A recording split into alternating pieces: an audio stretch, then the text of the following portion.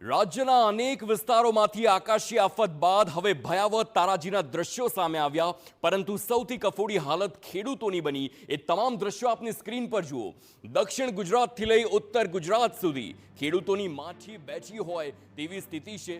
ક્યાંક વરસાદ બંધ થયા બાદ પણ પૂરના પાણી નથી ઓસર્યા, તો જ્યાં પણ પાણી ઓસરી ચૂક્યા છે ત્યાં કળ કેવી રીતે વળશે તે જ કહેવું અત્યારે મુશ્કેલ છે। 3 વખત પૂરની સ્થિતિને પગલે નવસારીના 320 ગામ ખેતીવાડીને ત્યાં મોટા પાયે નુકસાન થયું છે। અનેક જગ્યા પર ખેતરો હજુ પણ જળમગ્ન છે। સોનવાડીમાં કેળ ધરાશાયી થતા લાખોનું નુકસાન સહન કરવાનો વારો આવ્યો। આ તરફ વડોદરાના ડભોઈમાં પણ 600 વીઘામાં રહેલો પાક સંપૂર્ણ નિષ્ફળ ગયો। બનાસકાંઠામાં વરસાદ બંધ થયા બાદ પણ હાલાકી એટલી જ યથાવત છે। ડીસાના અનેક ગામ જળમગ્ન હોય મગફળી સંપૂર્ણ બરબાદ થઈ જવાની ભીતિ છે।